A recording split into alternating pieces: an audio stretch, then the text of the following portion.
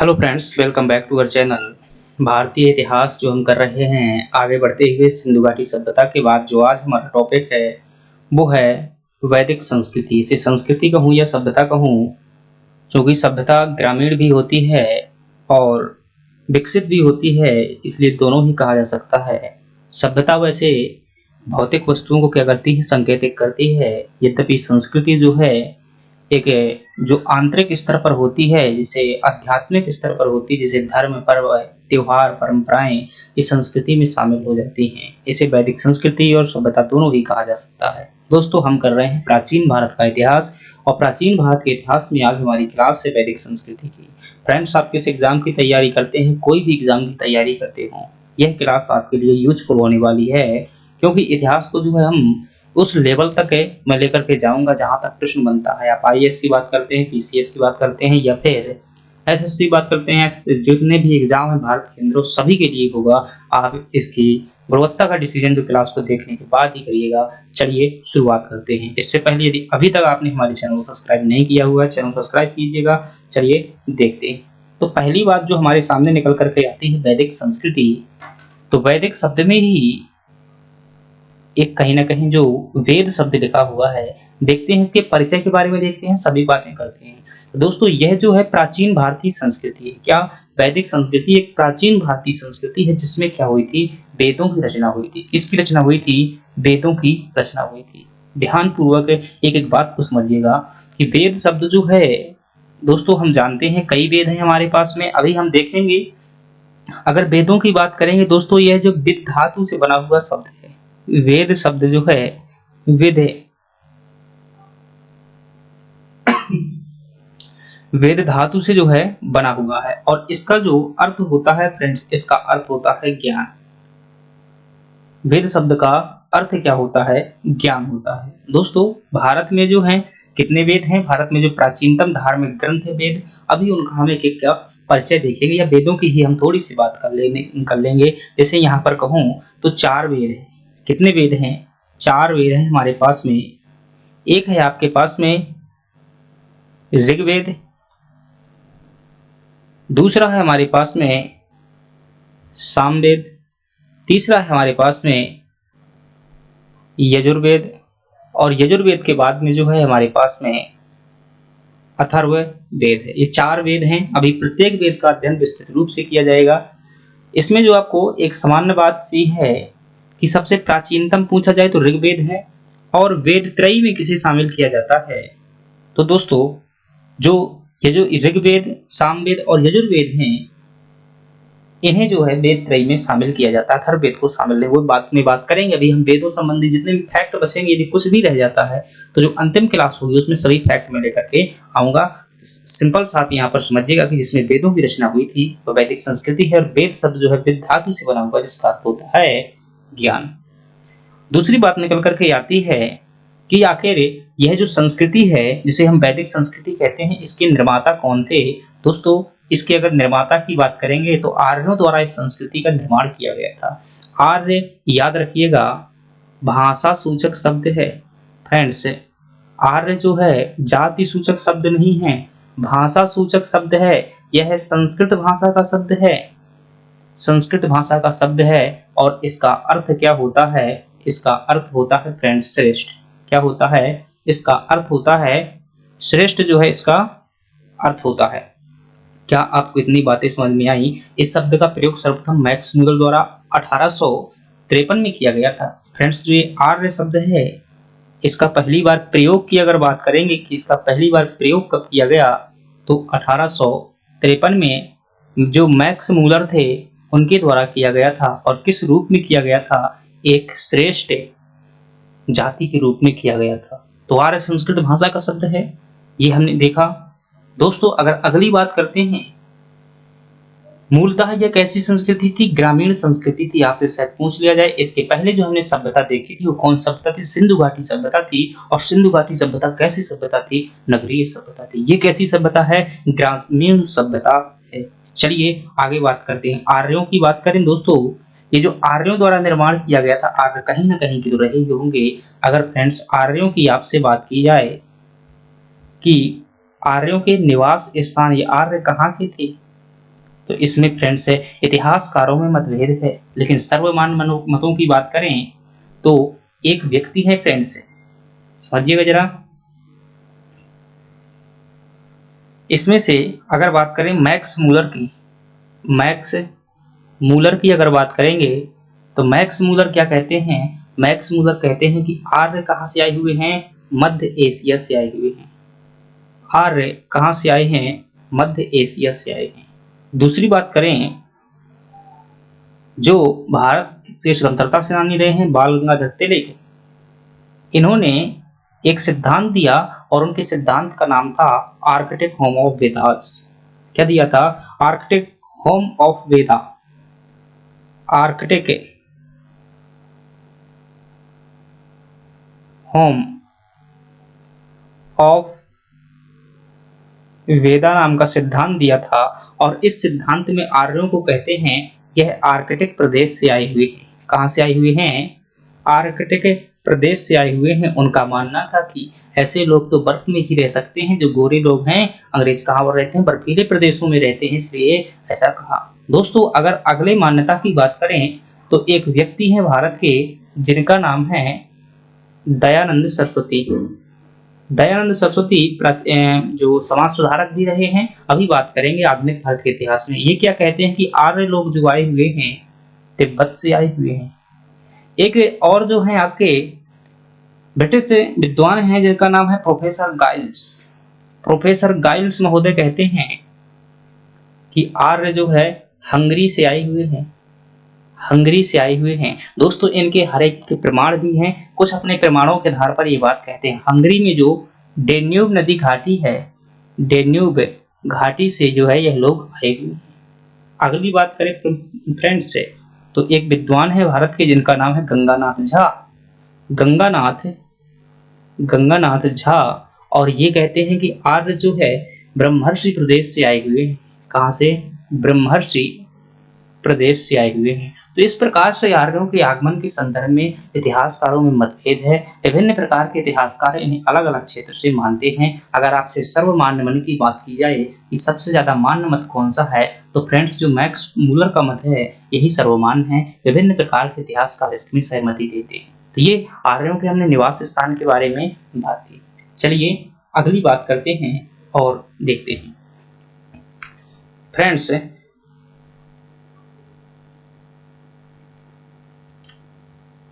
हम बात कर रहे हैं वैदिक संस्कृति की। किसकी बात कर रहे हैं? वैदिक काल की बात कर रहे हैं। और वैदिक काल दोस्तों यह है 1500 से लगा करके 1500 ईसा पूर्व से लगा करके 600 ईसा पूर्व तक के मध्य का समय है। इसे फ्रेंड्स दो भागों में बांटा जाता है। इसे जब हम पढ़ते हैं क्योंकि सभ्यता और संस्कृति अलग थी, बहुत बदलाव हुए थे, इसलिए जो है पहले के काल में कुछ अलग परिवर्तन थे, कुछ अलग चीजें थी, और बाद के काल में जो है बहुत सारे परिवर्तन हो गए थे। इसलिए इसे दो कालखंडों में बांट दिया जाता है। वो दो कालखंड कौन से हैं? पहला कालखंड है जिसे कहते हैं पूर्व वैदिक काल। क्या कहते हैं? पूर्व वैदिक काल। और दूसरा कालखंड है जिसे कहते हैं उत्तर वैदिक काल। उत्तर वैदिक काल। अगर हिंदी विषय आप पढ़ते हैं तो फ्रेंड्स याद रखिएगा, उत्तर का मतलब उत्तर दिशा नहीं होता है। उत्तर का मतलब आंसर देना भी केवल नहीं होता है, उत्तर का मतलब बाद भी होता है, अर्थात बाद का काल उत्तर वैदिक काल। इसी प्रकार से पूर्व का मतलब क्या हो जाएगा? पहले का काल। तो जो पहले का काल है पूर्व वैदिक काल, बाद का काल है उत्तर वैदिक काल। क्या मेरी बातें समझ में आ रही हैं? अगर आ रही हैं दोस्तों तो लाइक सब्सक्राइब करना मत भूलिएगा। अगली बात करें कि पूर्व वैदिक काल का जो समय है फ्रेंड्स ये आपका 1500 से लगा करके 1000 बीसी तक रहता है। और ये समय जो रहता है आपका 1000 से लगा करके 1000 बीसी से लगा करके 600 बीसी तक रहता है। तो क्या हो गया? पूर्व वैदिक काल और उत्तर वैदिक काल, अर्थात इसका हमने क्या देखा? विभाजन देखा। अब हम क्या देखेंगे दोस्तों, चूंकि ये जो कालखंड है पूर्व वैदिक काल, इसमें क्या हुई थी?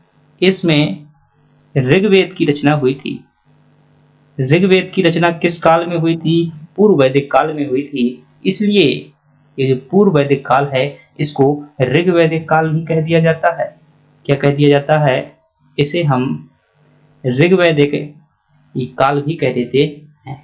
इसे ऋग्वैदिक काल भी कहा जाता है। शेष 3 वेदों की रचना कब हुई है? बाद में हुई है। क्या मेरी बातें समझ में आई? आई होप आपको समझ में आई होंगी।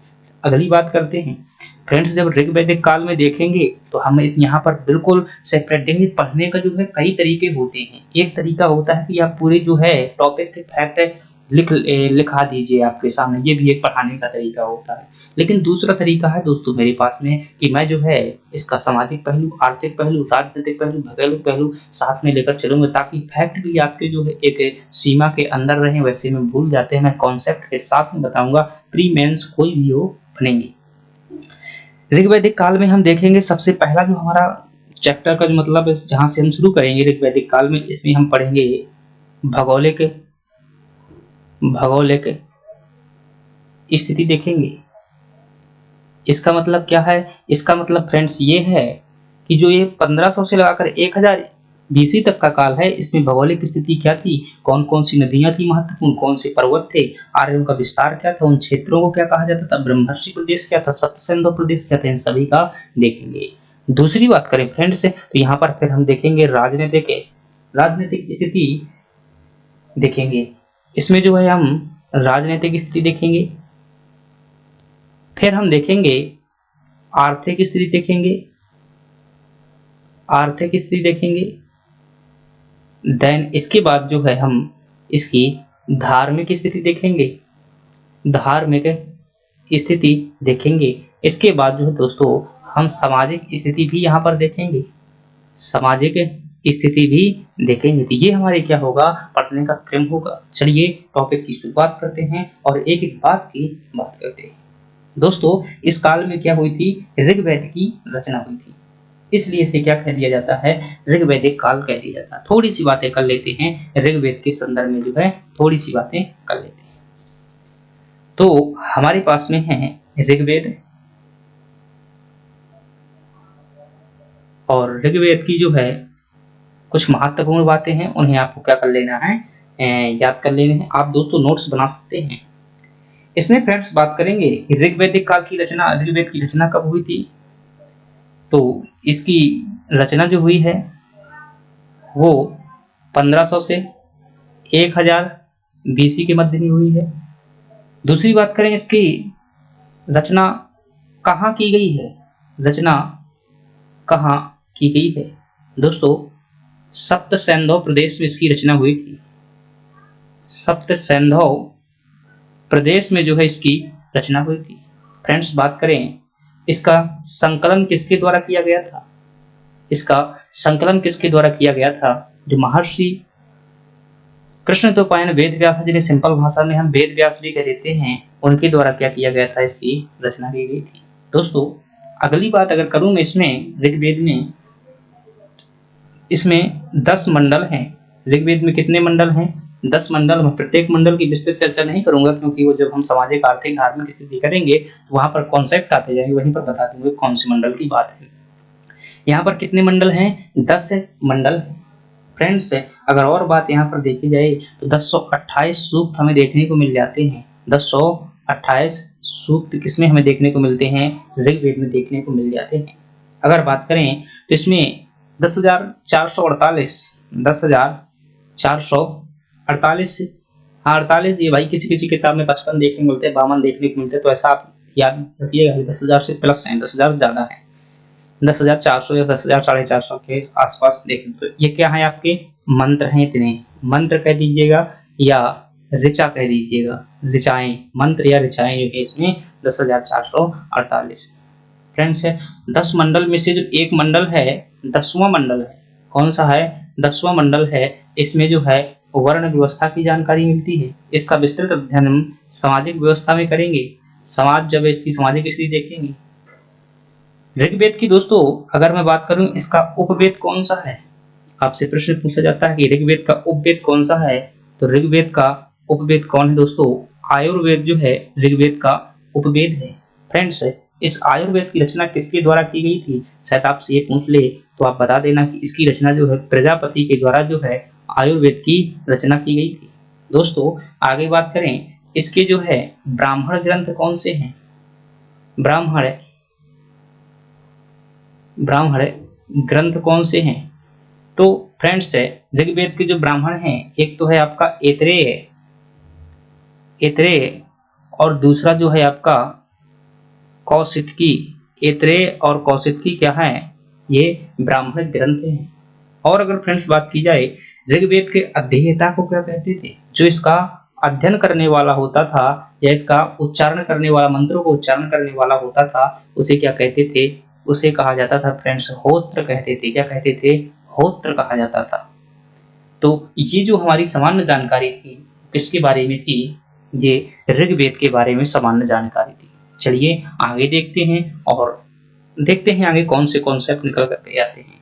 ऋग्वैदिक काल में अगर बात की जाए फ्रेंड्स कि इसकी जो हमें जानकारी कहाँ से प्राप्त होती है, जानकारी के स्रोत क्या हैं? इसकी ऋग्वैदिक काल की जानकारी के स्रोत, इस समय की जानकारी के स्रोत क्या हैं? तो दोस्तों ऋग्वैदिक काल की जानकारी के जो स्रोत हैं, इनमें अगर देखेंगे हम तो एक स्रोत है फ्रेंड्स एशिया माइनर का अभिलेख।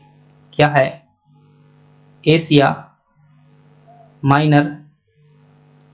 माइनर या इसी को कह दिया जाता है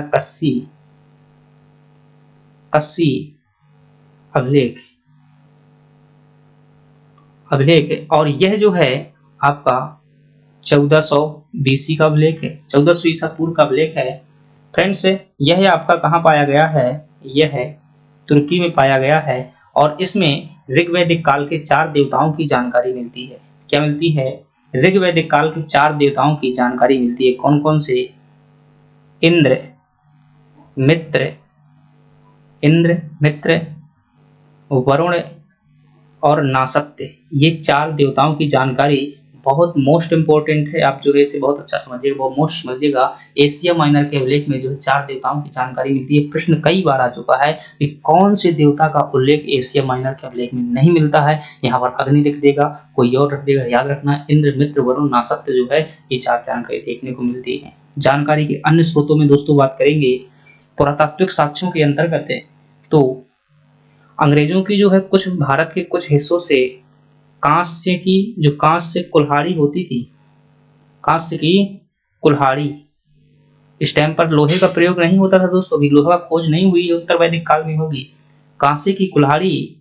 और दोस्तों दूसरी बात की जाए तो यहाँ पर कांसे की कटारें भी देखने को मिलती हैं। सॉरी थोड़ा सा मैं उल्टा लिख दिया, आपको कैसे ध्यान रखना है। छेद वाली कुल्हाड़ी,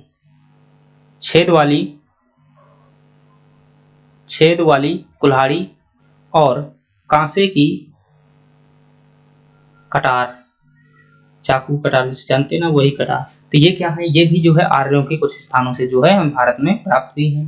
फ्रेंड्स अगर अगली बात की जाए कि अन्य जानकारी के लिए दोस्तों तो हम जानते ही हैं कि ऋग्वेद जो पूरा का पूरा रखा ही हुआ है जो इनकी जानकारी देता है। दोस्तों एक बात और ध्यान रखिएगा कि ईरान का एक ग्रंथ है जिसका नाम है जिंद अवेस्ता। क्या नाम है? जिंद अवेस्ता। ये क्या है फ्रेंड्स? है ये ईरानी ग्रंथ है और इस ग्रंथ की जो बहुत सारी बातें ऋग्वेद से मिलती हैं। ऐसा माना जाता है कि जिनकी रचना ऋग्वेद के लोगों द्वारा, मतलब ऋग्वेद की रचना जिन लोगों द्वारा की गई थी, जिंद अवेस्ता की उसी की रचना की गई थी। अर्थात इसे ऋग्वेद के समकालीन ग्रंथ माना जाता है। क्या माना जाता है? ऋग्वेद के समकालीन ग्रंथ माना जाता है। फ्रेंड्स ये जो है ईरानी ग्रंथ है। क्या आपको इतनी बातें समझ में आई ऋग्वैदिक काल में? आई होप आपको इतनी बातें समझ में आ गई होंगी। चलिए अगली बात करते हैं और दोस्तों अगली बात जो करेंगे वो है, हम बात करेंगे भौगोलिक क्षेत्रों की, कि भौगोलिक प्रदेश यानी कि भौगोलिक स्थिति, पूरा लिख देता हूं भाई।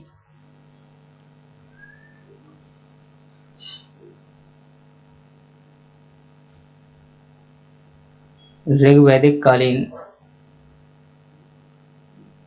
ऋग्वैदिक कालीन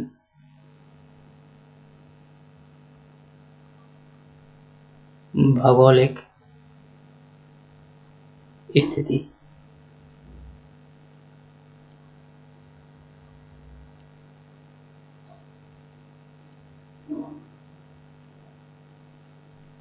चलिए देखते हैं फ्रेंड्स, थोड़ा सा मैं वर्ल्ड मैप बनाने का प्रयास करता हूँ। एक वर्ल्ड मैप जो है ऐसा मान लीजिए जैसे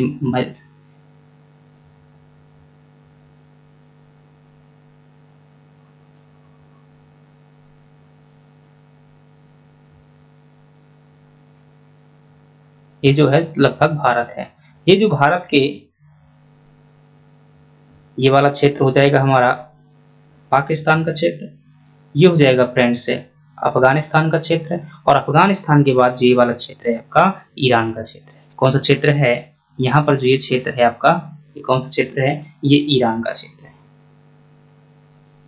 ईरान,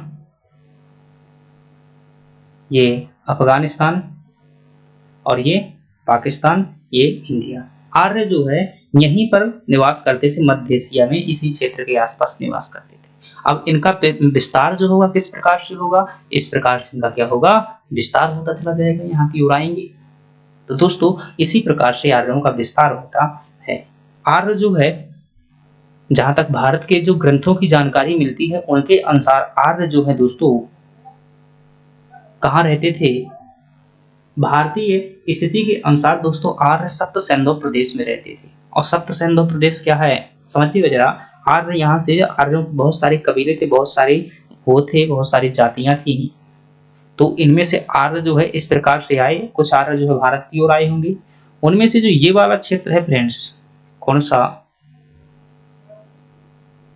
ये वाला क्षेत्र है, इसे क्या कहा जाता है? सप्त सिंधु प्रदेश कहा जाता है। क्या कहा जाता है? सप्त सिंधु प्रदेश। और सप्त सिंधु प्रदेश का मतलब क्या होता है दोस्तों? इसका मतलब है 7 नदियों का प्रदेश, 7 नदियों का प्रदेश। तो ये क्या हो जाएगा आपका? सप्त सिंधु प्रदेश हो जाएगा। धीरे धीरे आर्य जो है यहाँ से सतलज नदी इस प्रकार से गुजरती है, सतलज से लगा करके जो यमुना तक का उनका प्रसार हुआ, सतलज से लगा करके यमुना तक का प्रसार हुआ। और इस जो क्षेत्र को क्या कहा गया फ्रेंड्स है? ये सतलज से लगा करके यमुना तक का क्षेत्र है, इसे कहा गया ब्रह्मवर्त। ब्रह्मवर्त कहा गया, ये ब्रह्मवर्त कहा गया। और ये जो यमुना से लगा करके, यमुना और ये जो मतलब ऐसी नदी बनी हुई है, वास्तव में ऐसी नहीं बहती है। तो और ये वाला जो गंगा का क्षेत्र है इस प्रकार से, मतलब मान लीजिए यही क्षेत्र है, वही गंगा इस प्रकार से जाती है इधर की ओर। तो यमुना और गंगा के बीच का जो दोआब वाला क्षेत्र है दोस्तों, इसे क्या कहा गया? ब्रह्मवर्त हो गया। इसे कहा गया ब्रह्मर्षि प्रदेश। क्या कहा गया? ब्रह्मर्षि प्रदेश कहा गया। तो गंगा यमुना दोआब वाला जो क्षेत्र है क्या कहलाता है? ब्रह्मर्षि प्रदेश। सतलज और यमुना के बीच का क्षेत्र ब्रह्मवर्त कहलाता है। और जो 7 नदियों का प्रदेश उसे क्या कहते हैं? सप्त सिंधु प्रदेश कहते हैं। कालांतर में दोस्तों आर्य जो है इस प्रकार से ये विंध्याचल पर्वत तक विस्तार कर लिया, और इस पूरे क्षेत्र को क्या कहते हैं? आर्यावर्त कहते हैं। क्या कहते हैं? आर्यावर्त कहते हैं। तो क्या ये भौगोलिक शब्दावली क्लियर हुई? मैं यहाँ पर लिख देता हूँ, एक एक करके हम बात करते हैं सभी की। आर्य मूलतः कहाँ रहते थे? भारतीय ग्रंथों के अनुसार जो है आर्यों का ये क्या था? निवास स्थान था, सप्त सिंधु प्रदेश। आर्यों का निवास स्थान था। अब बात करते हैं एक एक करके, सप्त सिंधु प्रदेश की बात करते हैं। सप्त सिंधु प्रदेश की बात की जाए तो इसमें फ्रेंड्स जो कितनी थी? 7 नदियां शामिल है। और यहाँ से दोस्तों खूब अच्छे से प्रश्न आता है। क्या प्रश्न आता है? नदियों का प्राचीन नाम और वर्तमान नाम ये मिलाने के लिए प्रश्न आता है। वन एग्जाम में भी आता है, सभी में आता है। चलिए तो देख लेते हैं कौन कौन सी 7 नदियां थी। तो ये 7 नदियां जो थी, एक थी दोस्तों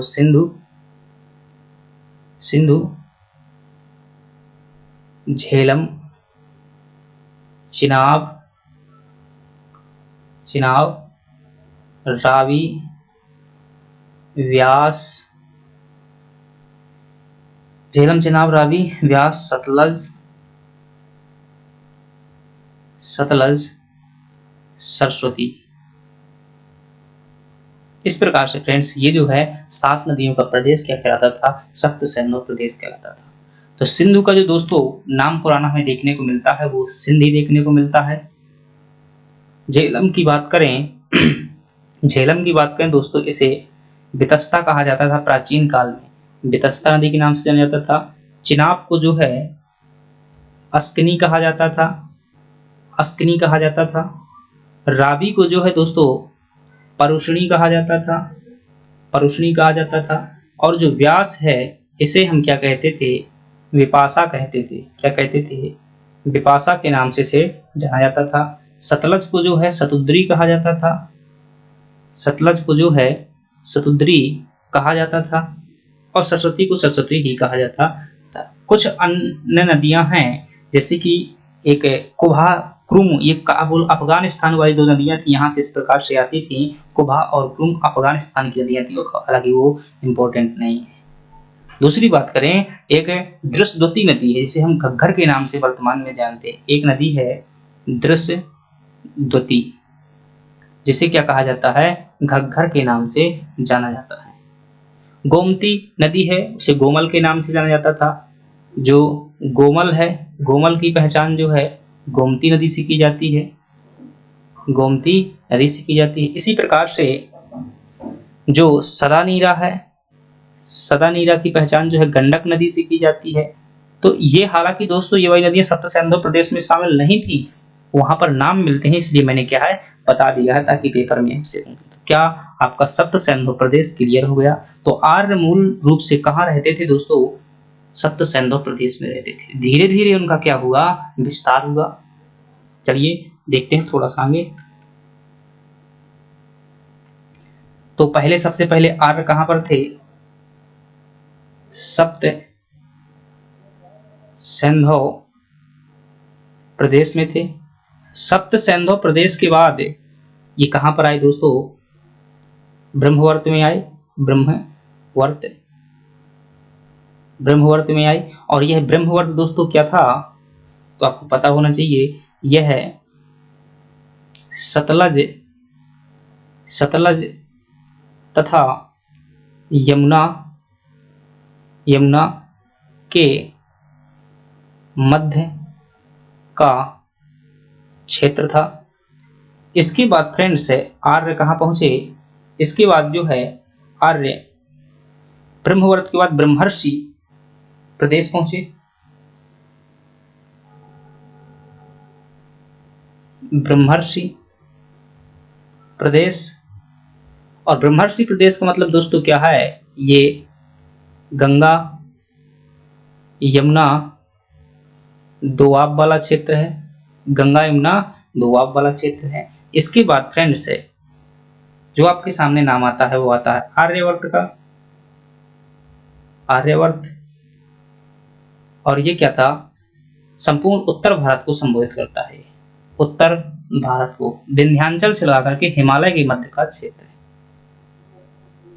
विंध्याचल, जो विंध्य पर्वत है, विंध्याचल पर्वत है, हमारे यहाँ पर विंध्याचल करते रहते हैं उसे, विंध्याचल और हिमालय के जो मध्य का क्षेत्र है उसे क्या कहा गया, आर्यवर्त कहा गया।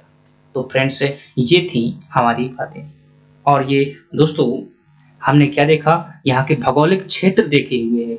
इन भौगोलिक क्षेत्रों के अंतर्गत आप याद रखिएगा क्या, जो ये भौगोलिक क्षेत्र हैं, जैसे मैं भाई कहाँ वही मैप में जाऊं, जगह होगी, यहाँ पर जगह नहीं है। चलिए दूसरा मैप बना देते हैं।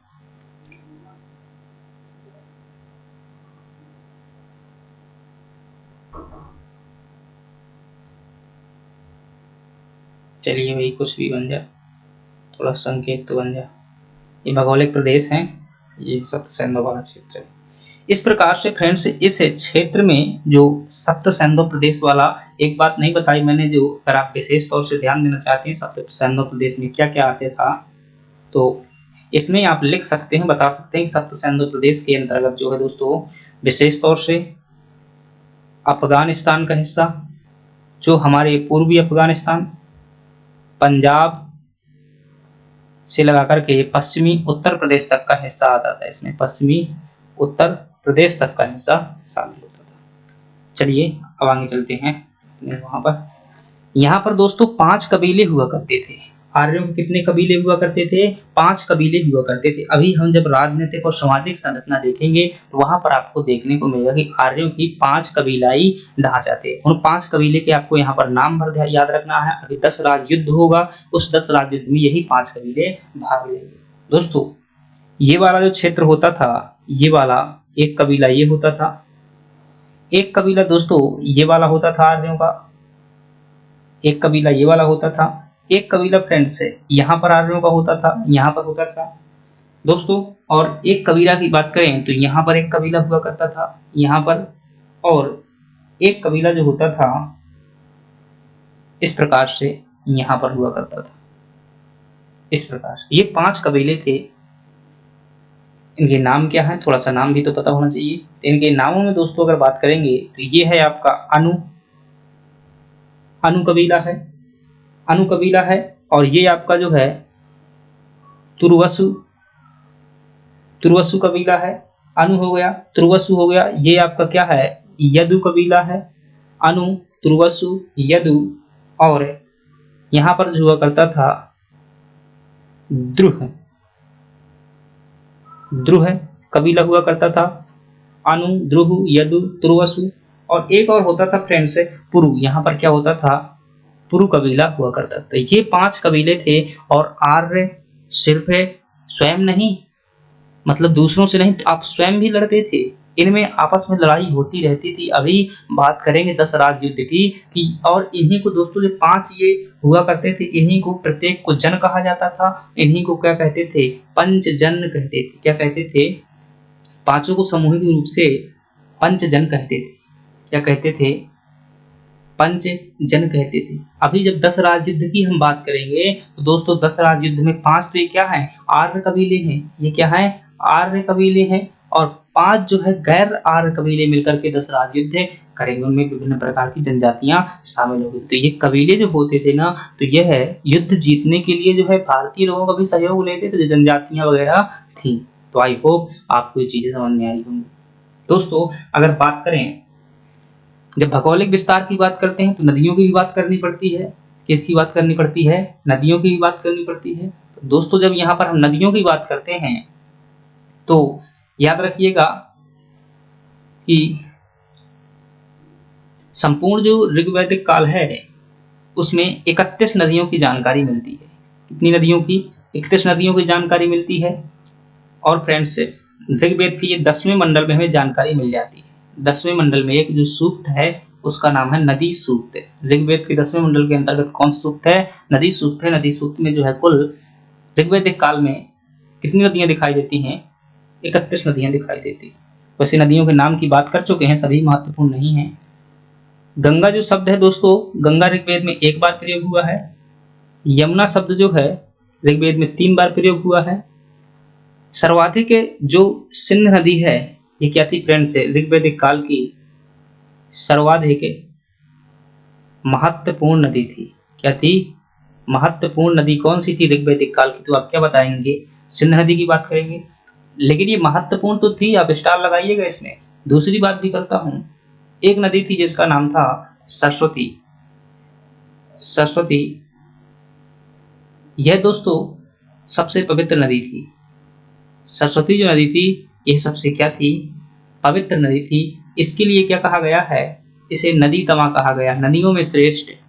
देवी तमा कहा गया है, देवी तमा भी कहा गया है। नदी तमा, देवी तमा इसके महत्व को रेखांकित करते हैं। अर्थात सबसे पवित्र नदी कौन थी, सरस्वती नदी थी। सबसे महत्वपूर्ण नदी कौन थी ऋग्वैदिक काल में, सिंध नदी थी। तो दोस्तों ये बात की हमने प्राचीन नदियों के, यहाँ से नाम को लेकर के प्रश्न आता है और मैंने भौगोलिक विस्तार अच्छे से आपको बताया है। अगर पर्वत के संदर्भ में दोस्तों बात करें, यहाँ पर किन किन पर्वतों की जानकारी थी, तो दोस्तों यहाँ पर जो हिमालय पर्वत का भी जिक्र मिलता है। अगर पर्वत की बात करें किसका? हिमालय पर्वत का। हिमालय पर्वत की जो है इन्हें जानकारी थी। और हिमालय पर्वत की जो ये कहते हैं सर्वोच्च चोटी है, उसे क्या कहते हैं? यहाँ की जो सर्वोच्च चोटी बताते हैं वो मूजवंत जो है यहाँ की सर्वोच्च चोटी बताते हैं। मूजवंत क्या थी? ये जो है जिसे हम माउंट एवरेस्ट कहते हैं, उसे उस टाइम पर मूजवंत ये कहते थे। पता नहीं कहते थे या नहीं, सर्वोच्च चोटी जो है यही लिखी हुई मिलती। तो फ्रेंड्स, ये हमने क्या देखा? एक सामान्य सा ऋग्वैदिक काल का परिचय देखा, ऋग्वेद के बारे में देखा, इनकी आर्यों के बारे में विभिन्न जानकारियां देखी, आर्यों की जो यहाँ पर किस प्रकार से निर्माता हुए, थोड़ा सा भौगोलिक अध्ययन किया है। फ्रेंड्स, शेष भाग जो बचा हुआ है ऋग्वैदिक काल के अंतर्गत सामाजिक, आर्थिक, राजनीतिक स्थिति का अध्ययन हम अगले वीडियो में करेंगे। थोड़ा सा समझाना था, क्षेत्रों के बारे में जानकारी होना चाहिए, तभी आगे चल करके आप क्या है कॉन्सेप्ट क्लियर कर सकते हैं। चलिए दोस्तों, अगर आपको ये वीडियो पसंद आई है, चैनल को सब्सक्राइब जरूर करिएगा और कमेंट बॉक्स में जरूर बताइएगा, क्योंकि हमें मिलती है उससे सकारात्मक ऊर्जा। चलिए, धन्यवाद।